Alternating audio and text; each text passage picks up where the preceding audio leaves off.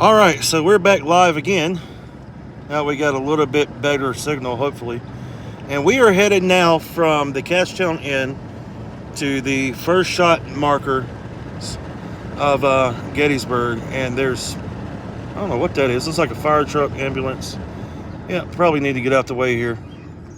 I generally would not live stream like this going down the road, but it is early in the morning and I'm able to kind of pay attention a little bit more. Looks like a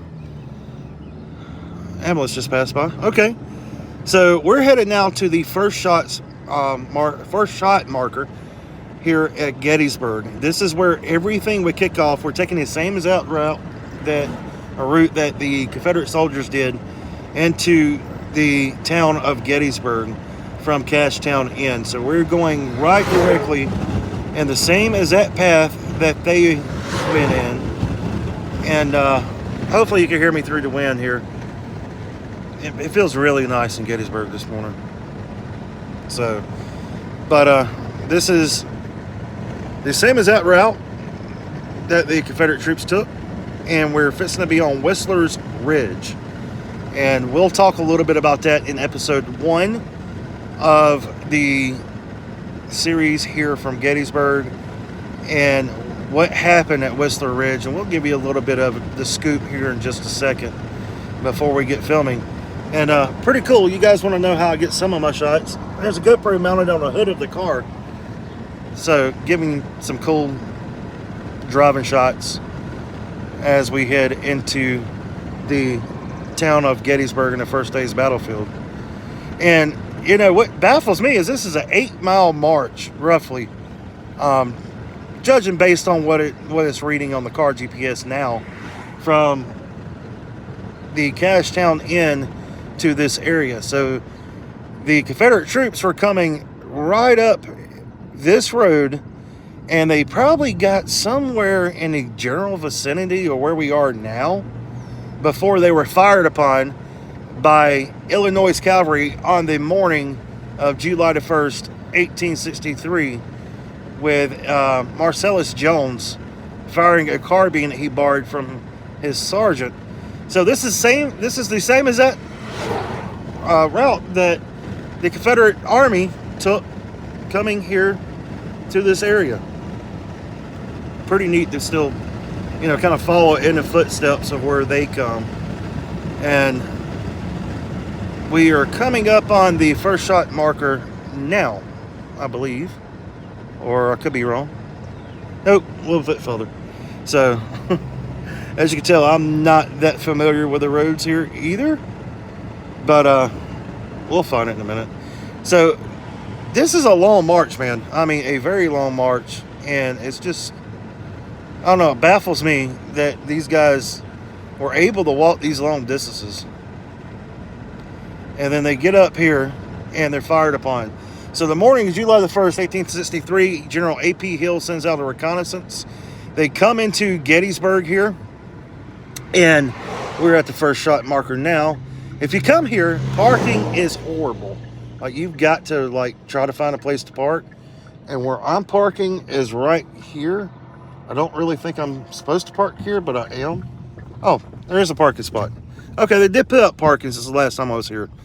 So, if you come to Gettysburg, you want to see the first shot marker, well, you actually have somewhere to come now. Last time I come here, I had to park on the side of the highway. It was not fun. And they've got a new interpretive plaque up. Awesome. So, this is the Whistler house, known by Ephraim Whistler at the time of the battle. And we'll talk a little bit about Ephraim Whistler real quick. I'll give you as we get out the car, I'll give you a tease into the first video. So, yeah, this is all new to me. This wasn't here last time I was here in Gettysburg, and it may not be here when you come here. So they've got actually a marker up here now.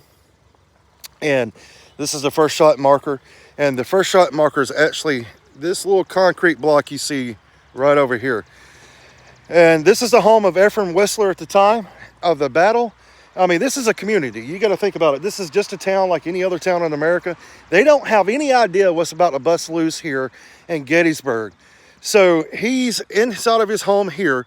He has Illinois troops who are moving around this area, and there's a vedette post that's set up right here. There's vedette posts all over the place.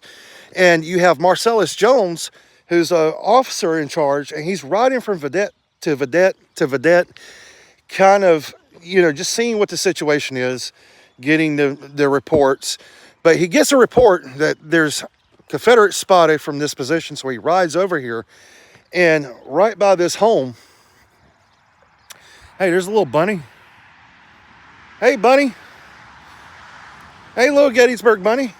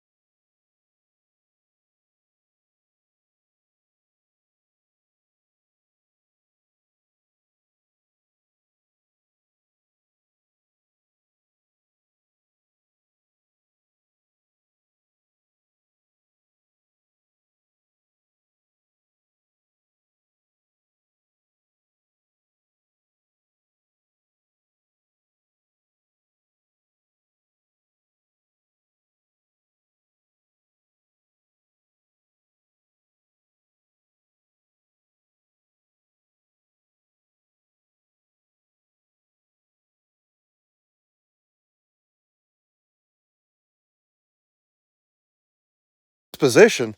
Well, a shell ends up landing somewhere in this area of the front yard, and he's out here. And when it lands, he falls shell shocked, somewhere right around where we're standing, probably. And when he falls shell shocked, they take him inside, and he ends up actually dying a month later. So that makes him the actual first civilian casualty of the Battle of Gettysburg. So it doesn't matter how you say it. You could argue that Jenny Wade was the only civilian killed during the Battle of the Gettysburg. Yes, she was the only one killed by a bullet. She wasn't the only one that died as a result of the battle here, because Mr. Whistler died of shell shock from, I guess you could say, a wound he sustained on July the 1st, 1863. So now I've got to repeat this all in a video for you guys. So we turn the camera around. Thank you for joining us here in Gettysburg. Thank you for all the support on the channel. It means a lot. And if you see us out here in Gettysburg today, since now I've had a little bit of coffee in my system, come say hello. It is we didn't have the signal that I catch coming in, but at least you got to see some of it. If you haven't watched that part of live stream, but we are going to do some work right here, and then we're going to